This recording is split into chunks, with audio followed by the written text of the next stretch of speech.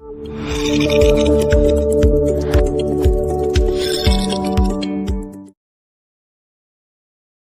sini saya akan menjelaskan apa itu angina pectoris. Angina pectoris merupakan penyakit jantung koroner atau PJK yang dapat mencangkup infark miokardial, gagal jantung, aritmia, serta kematian jantung mendadak. Selanjutnya, patofisiologi angina pectoris. Angina pectoris biasanya terjadi ketika kurangnya suplai oksigen ke sel-sel miokardium yang terjadi karena kekakuan arteri dan penyempitan lumen pada arteri koroner. Kondisi patologis yang mendasari ketidaksesuaian ini karena adanya arterioklorisis pada satu atau lebih arteri koroner. Pada titik ini, penurunan aliran darah tidak sebanding dengan ukuran plak, sehingga aliran darah yang terganggu dengan lesi arteriokloritik dapat dipengaruhi oleh disfungsi vasomotor yang menyebabkan vasokonstriksi yang tidak tepat dan pengurangan lebih lanjut dalam suplai darah. Sensasi tekanan dan beban berat di dada serta diiringi dengan rasa sakit di mana nyeri dideskripsikan secara bervariasi antara lain yang pertama rasa sesak, yang kedua tertindih, diremas, rasa sakit seperti dalam meningkatnya intensitas secara bertahap diikuti dengan memudarnya secara bertahap atau biasa dibedakan secara spasme dan esofagus. Ada 4 kelas. Kelas pertama itu mampu melakukan aktivitas fisik biasa, misalnya berjalan kaki dan menaiki tangga tanpa gejala, pengerahan tenaga yang cepat atau berkepanjangan menyebabkan gejala. Kelas kedua, gejala sedikit membatasi aktivitas fisik biasa, berjalan cepat atau lebih dari 2 blok, menaiki tangga dengan cepat atau menaiki tangga lebih dari 1 tangga menyebabkan gejala. Kelas ketiga, gejala sangat membatasi aktivitas fisik biasa, berjalan kurang dari 2 blok atau 1 tangga menyebabkan gejala. Kelas keempat, angina biasa terjadi saat istirahat, setiap aktivitas fisik dapat menimbulkan gejala. Selanjutnya ada terapi farmakologi. Yang pertama ada golongan obat beta blocker.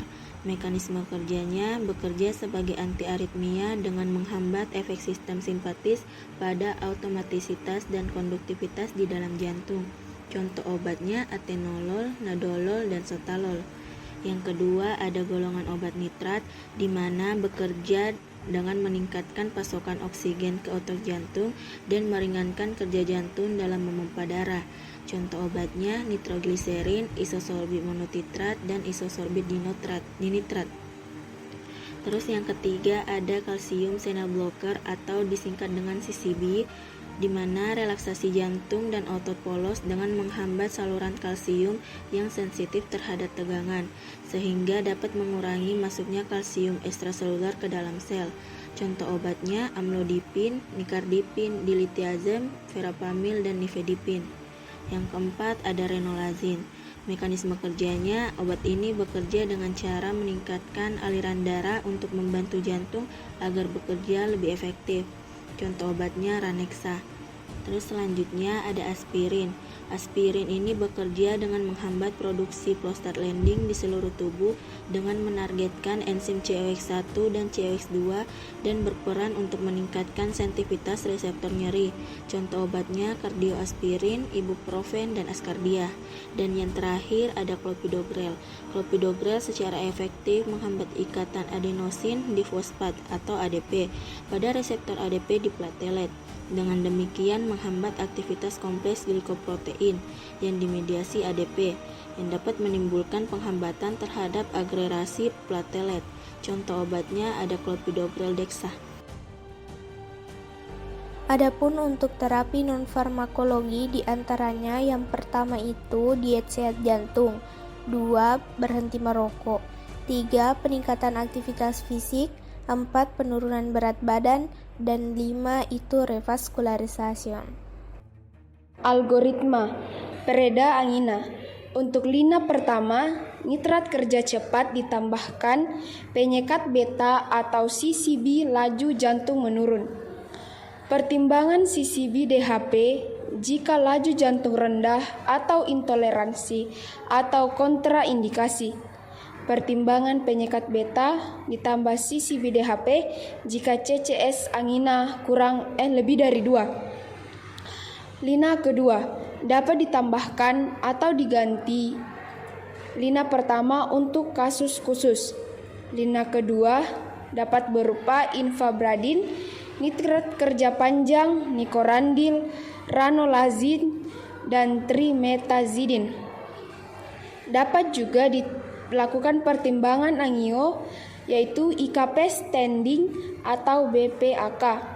Untuk pencegahannya dapat berupa tata laksana pola hidup, kontrol faktor risiko, atau dapat diberikan edukasi pada pasien.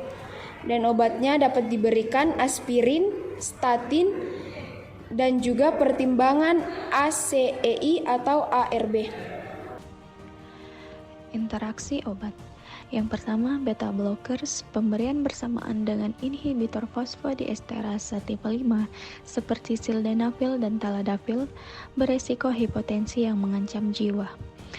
Kedua, adanya interaksi farmakokinetik antara pemberian PPI, khususnya omeprazol dengan terapi clopidogrel. Ketiga, obat antiinflamasi non-steroid, khususnya ibuprofen, dapat melemahkan aspirin dosis lemah, yang mengakibatkan tidak akan menerima manfaat dari antiplatelet tersebut. Keempat, konsentrasi plasma ranolazin meningkat secara signifikan bila dikombinasikan dengan inhibitor kuat CYP3A4 yang contohnya seperti ketoconazole, clarithromycin, nelfinivir, dan lain-lainnya. Yang terakhir, kadar simvastatin plasma meningkat 2 kali lipat dengan pemberian bersama dengan ranolazin melalui penghambatan CYP3A4 oleh ranolazin. Pantau secara ketat untuk efek sampingnya. Kontraindikasi aspirin dosis rendah juga menggandakan risiko pendarahan ekstraranial, utama kebanyakan GI, serta stroke hemoragik karena perubahan proporsional untuk efikasi dan keamanan ini biasanya berlaku untuk sebagian besar kategori pasien dengan penyakit vaskular.